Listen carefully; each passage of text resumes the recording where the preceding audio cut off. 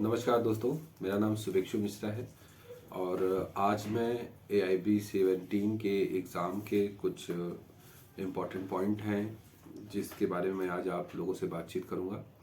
जो मेरा पहला पॉइंट रहेगा वो रहेगा कि कट ऑफ के लिए कि AIBE का जो एग्ज़ाम है वो 40% में कितने का कट ऑफ आएगा। दूसरा जो रहेगा वो एग्ज़ाम के जो पेपर लीक हुए हैं या एग्ज़ाम संबंधित जो फेक न्यूज़ आ रही हैं कि एग्ज़ाम रद्द होगा कि नहीं रद्द होगा, इसके बारे में आज हम लोग चर्चा करेंगे। और तीसरा जो होगा वो रिज़ल्ट कब तक आएगा, इसके बारे में आप आज लोगों को बताऊंगा। तो आप लोग अगर हैं तो मेरे इस वीडियो को पूरा लास्ट तक देखें ताकि मैं अपनी बात आप लोगों तक पहुंचा सकूं। और तो मैं स्टार्ट करता हूं क्योंकि मेरे पास कुछ AIB के अनसॉल्व पेपर में जो पुराने जितने क्वेश्चन आए थे और उस समय 40% का कितना कट ऑफ आया था, ये सारी चीज़ें मैं आपको एज अ प्रूफ के तौर पे मैं इसको बताऊंगा कि AIB का हर बार का एग्ज़ाम, AIB ने जितनी बार एग्ज़ाम करवाया है वो 40%, तो कहते हैं कि 40% मार्क्स इसमें आपको पाना है। तो उस 40% का कभी जो कैलकुलेशन हुआ है 100 से, तो कहीं ना कहीं उनका हर बार का क्वेश्चन कुछ ना कुछ गलत हो जाता है। ये मैं आप अपना अनसॉल्व पेपर उठाएंगे तो उनका सारा जितना पेपर अभी तक AIB द्वारा कराया गया है, तो उसमें से हर बार कोई न कोई क्वेश्चन उनसे गलत हुआ है जिसका नंबर कटा है। जैसे अगर 100 का दे रहे हैं तो 40 नंबर आपको जरूरी है, उसी में मान लीजिए एक क्वेश्चन गलत हो गया, दो क्वेश्चन गलत हो गए, तो फिर वही कट ऑफ आके 39 या 38 पे आके रुक जाता है। तो इसी का प्रूफ सबसे पहले मैं आपको इसका वो करूंगा कि पुराने जितने अभी तक के 4 साल तक के, मैं पीछे के 4 साल जो 4 एग्जाम हुए उसमें कितना कितना कट ऑफ गया, इसके बारे में पहले मैं आपको बताऊंगा। और उसी से आप कंपेरिजन करिएगा कि अगर अभी तक का एग्जाम उनका सही नहीं हुआ तो इस बार का भी है कि कट ऑफ 40% पे जाएगा। तो 40% का जो इनका कैलकुलेशन होगा नंबर का कि कितने नंबर आने चाहिए, उसमें भी मुझे जो उम्मीद है कि एक आध नंबर उसमें भी कम होंगे और आपका कट ऑफ इस बार अगर जाएगा तो 38 या 39 के करीब जाएगा, मेरा जो मानना है। क्योंकि इस बार का भी इनका जो रेशियो बनेगा वो 100 का नहीं बन पाएगा। ये कहीं ना कहीं हो सकता है इसमें एक आध क्वेश्चन दो क्वेश्चन इनका गलत जाए या उसमें ये खुद कंफ्यूजन हो, क्योंकि अभी मैं आंसर की भी देख रहा था तो उसमें मुझे कुछ फॉल्ट दिखे। तो मैं आप लोगों को जो बताऊंगा वो मैं 2011 का जो एग्ज़ाम हुआ था, 2011 के एग्ज़ाम का हुआ, फिर उसके बाद 12 का हुआ, 13 का हुआ, 14 का हुआ, फिर 16 का हुआ। अब अभी आप लोग 17वां एग्ज़ाम दिए हैं, AIB का 17 का आप लोगों ने एग्ज़ाम दिया है। तो जो 12 का एग्ज़ाम हुआ, तो 12 का एग्ज़ाम हुआ, टोटल ओवरऑल 40% पासिंग मार्क्स थे कि 40% आपको पाना है। उस बार भी कट ऑफ की प्रॉब्लम आई, तो कट ऑफ में उनका कुछ क्वेश्चन उसमें गलत हुए जिसमें 38 नंबर पे कट ऑफ गया।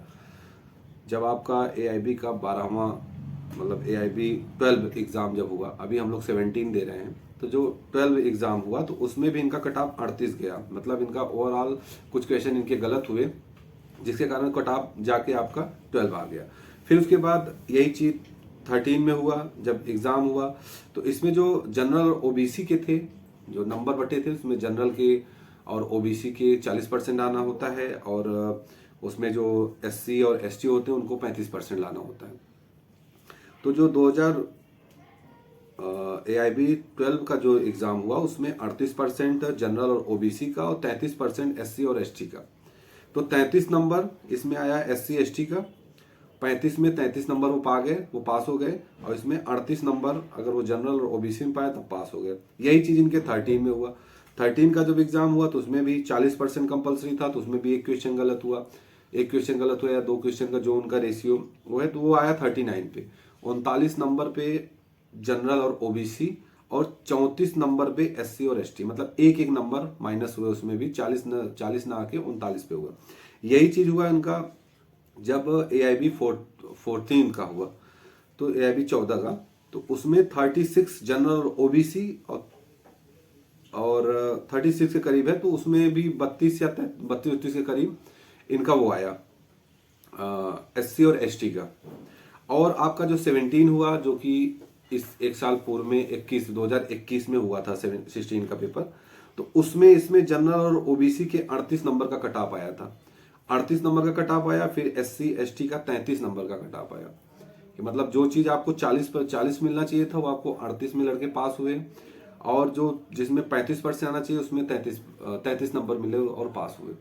तो इससे आप लोग ये कर सकते हैं कि इस बार का भी एग्जाम ये नहीं कि अगर इन्होंने 100 कर दिया तो 100 में ये 40 नंबर का ही कट ऑफ आएंगे, तो इसमें 1 नंबर या 2 नंबर का, मेरा जो मानना है 38 या 39 का कट ऑफ आपका इस बार भी जाएगा।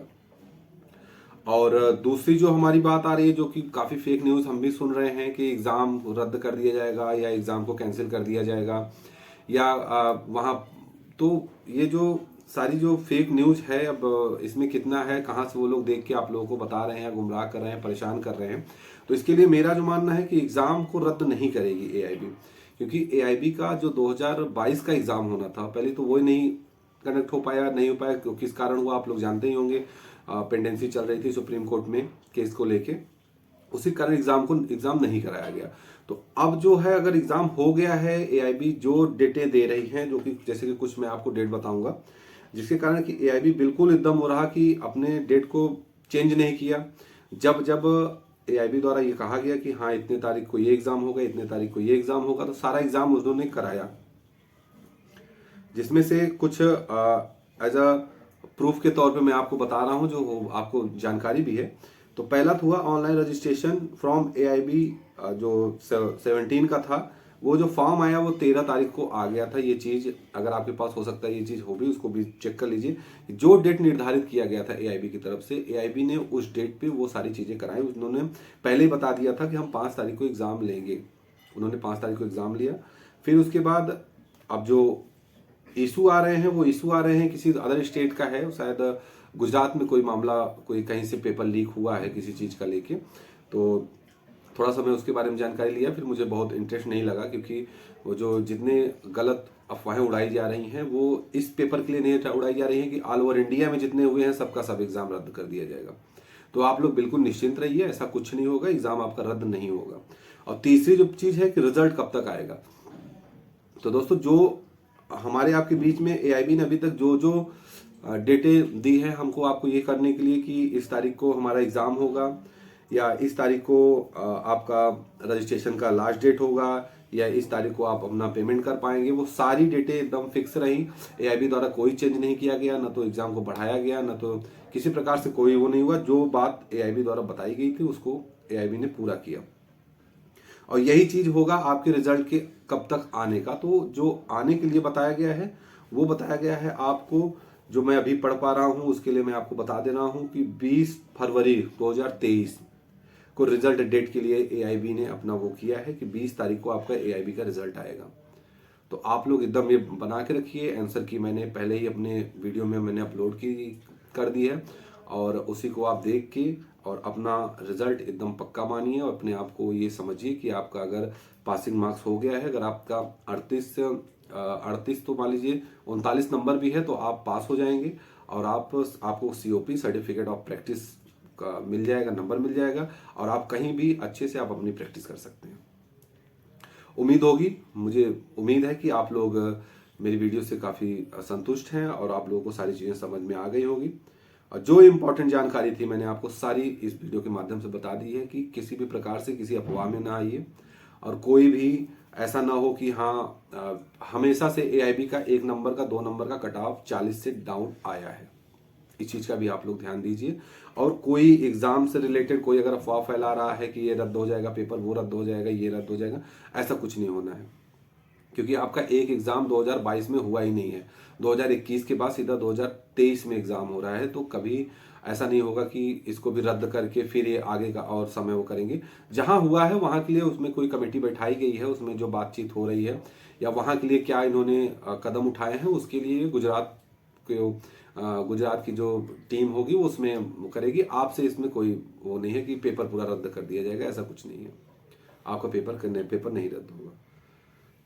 इसी के साथ मैं अपने वाणी को विराम देता हूँ। नमस्कार।